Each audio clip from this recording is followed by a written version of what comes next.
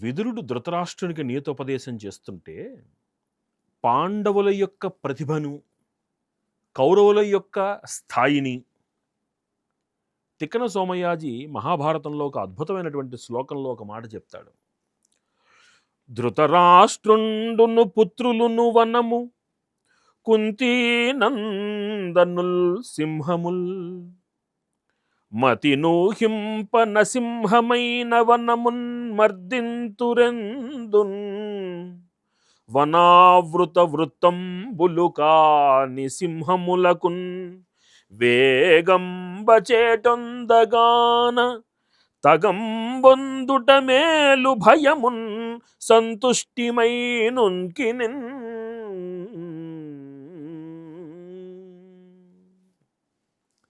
ఈ పద్యాన్ని ఆయన పాండవుల యొక్క సమర్థత కోసము వాడినట్టుగా విదురుడు విదురనీతిలో ఇదే శ్లోకాన్ని ఇంకొక చక్కటి మాటతో వర్ణించాడు. ఇదే అర్థం వచ్చేటట్టుగా మనకి విదురనీతిలో విదురుడు కూడా చెప్పాడు.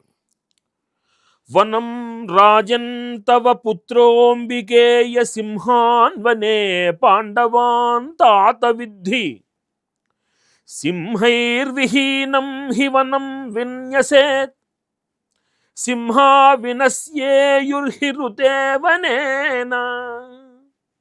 రాజా, నీ పుత్రులు ఎవరైతే ఉన్నారో వాళ్ళు అడవి వంటివారు, అందులో పాండవులు సింహము వంటివారు. సింహాలు లేకుండా అడవి తరిగిపోతుంది, అలాగే వనంలో లేకపోతే సింహాలు నశించిపోతాయి. కాబట్టి ఒకరికొకరు అనుసంధానముగా ఉండడం అనేటువంటిది నీ వంశానికి చాలా మంచిది చేస్తుందయ్యా అని చెప్పాడు.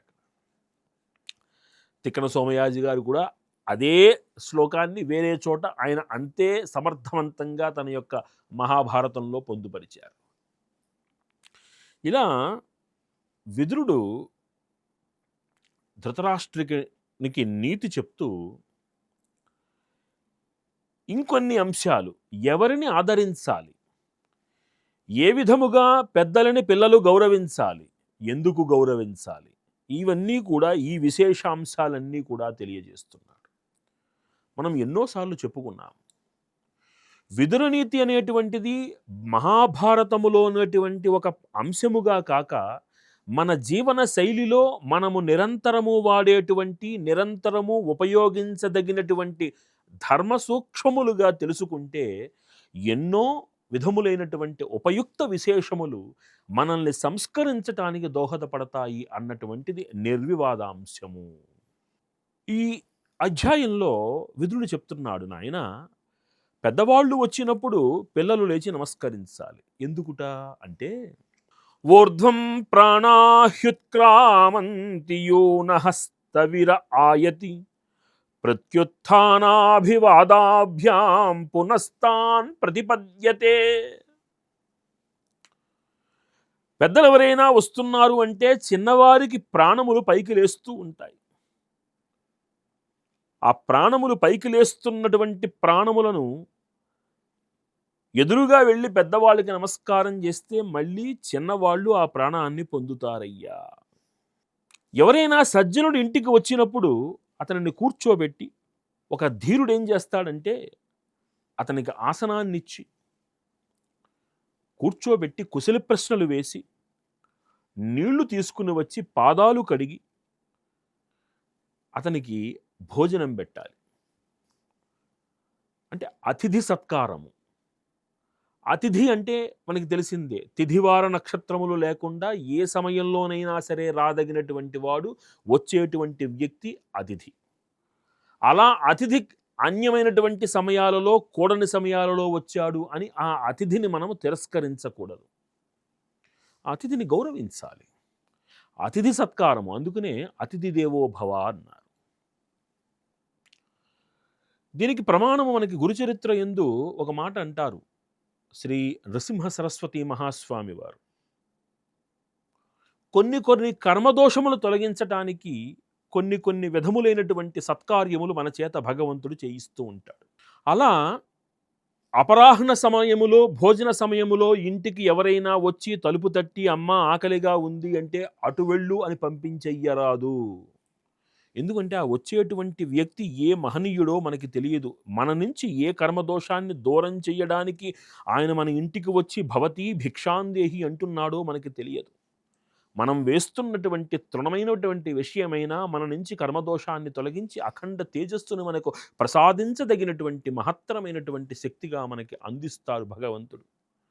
కాబట్టి అందుకనే మనకి పెద్దవాళ్ళు చెప్తారు, శాస్త్రము చెప్తుంది, నీతివాక్యము చెప్తుంది. ఏమని అంటే, అలా అడగడానికి వచ్చినటువంటి వ్యక్తిని మొహం మీద చేదరించుకుంటూ బయటికి వెళ్ళమనకూడదు. నాయన కాస్త పక్కన చూసుకోండి, కలిగి ఉందా ₹1 దానం చెయ్యండి, లేదా కాస్త అన్నం పెట్టండి, పట్టెడు అన్నం పెట్టండి, తింటాడు, వెళతాడు. ఇక్కడ మనకి శాస్త్ర సంబంధమైనటువంటి విషయముల యందు లౌకిక సూచన, లౌకిక ఆలోచన మనకి కొన్ని విషయాలని అందించవు. చాలామంది ఏమిటి అంటే, అలా ఎవరైనా ఇంటికి అడగడానికి వస్తే ఇగో ఈ విధంగా ఆ ముష్టి వాళ్ళని మనం ప్రోత్సహించకూడదు, వాళ్ళు పని పాట లేకుండా తయారవుతున్నారు అని అనేటువంటి వాళ్ళు కొందరు. కానీ మన సాధనా బలము వచ్చినటువంటి వ్యక్తి ఎలాంటి వ్యక్తి అనేటువంటి అవగతాన్ని, అర్థాన్ని మనకి తెలియచేసి తగినంత సత్కారము వారికి అందజేసేటట్టుగా మనల్ని ప్రేరేపిస్తూ ఉంటుంది. కాబట్టి అయిష్టతను కూడా ముఖ కవళికలలో మనం ఎదుటివారికి ప్రదర్శన చెయ్యకూడదు. అయిష్టతను కూడా మౌనంగా చెప్పవచ్చు. నైనా పక్కిల్లు చూసుకోండి, లేదా తర్వాత చూద్దాం. నువ్వు 10 అడిగావు, ఇంకో ₹5 ఇస్తున్నాను. నువ్వు పట్టెడు అన్నం అడిగావు, ఇదిగో నా దగ్గర బియ్యం ఉన్నాయి తీసుకోను. లేదా ఎక్కడి నుంచైనా ఒక టిఫిన్ తెప్పించి చేతిలో పెట్టి నువ్వు తిన్నాయినా అని పంపించేయాలి. అంటే అర్థం ఏమిటి అంటే, ఆ విధముగా వచ్చినటువంటి అతిథిని మనము సగౌరవంగా చూడాలి అని ఇక్కడ చెప్తున్నాడు. అతిథి అంటే ఈ అతిథి ఇంట్లోకి వచ్చి అతనికి నీళ్లు ఇచ్చి అర్ఘ్యపాద్యాదులను స్వీకరించి తర్వాత కుశల ప్రశ్నలు అడిగి భోజనం పెట్టాలి. ఇది అతిథి సత్కారము. ఇంటికి వచ్చినటువంటి అన్నార్తులు ఎవరైనా ఉంటే వారిని కూడా మనం సమాదరించాలి, వారిని తృణీకరించకూడదు. ఇంత స్పష్టముగా చెప్పబడుతోంది. ఇక్కడ నీళ్లు ఎవరికి ఇవ్వాలి అనే దాని మీద కూడా ధర్మశాస్త్రము చాలా స్పష్టముగా కొన్ని వివరణలు చేసింది. ఎవరికి పడితే వాళ్ళకి మంచినీళ్ళు ఇచ్చి లోపల కూర్చోబెట్టకూడదు వాళ్ళని. దానికి మళ్ళీ అర్హత కలిగి ఉన్న వాళ్ళే అతిథులవుతారు. మళ్ళీ అలాంటి వాళ్ళకే మంచినీళ్ళు ఇవ్వాలి. మరి అలాంటి కాని వాళ్ళకి ఏం చెయ్యాలి అంటే దానికి మళ్ళీ ప్రత్యామ్నాయం చెప్పబడింది.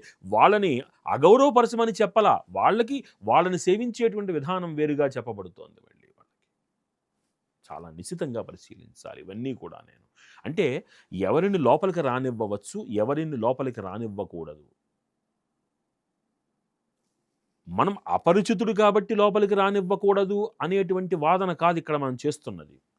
లోపలికి రావడానికి కొంత అర్హత కలిగి ఉండాలి మనిషి.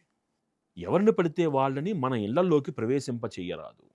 వాళ్ళకి ఒక నియమిత స్థానాన్ని ఇవ్వాలి.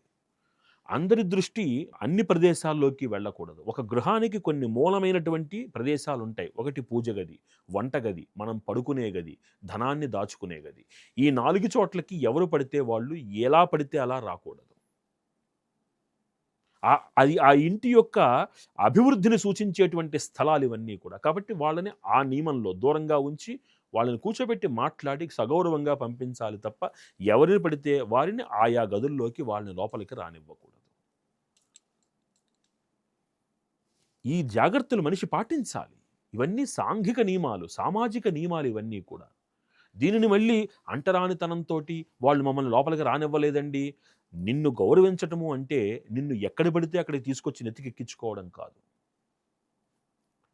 నిన్ను తోటివాడిగా గుర్తించి నీకు ఇవ్వవలసిన గౌరవం ఇవ్వడమే నేను నీకు ఇవ్వదగినటువంటి గౌరవం, అంతే.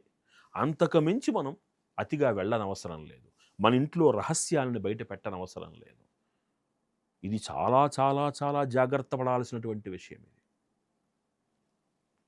ఒక కుటుంబ వృద్ధిని కలిగించేటువంటి కొన్ని ప్రదేశాలలోకి కొంతమందిని రానివ్వకూడదు. తస్మాత్ జాగ్రత్త.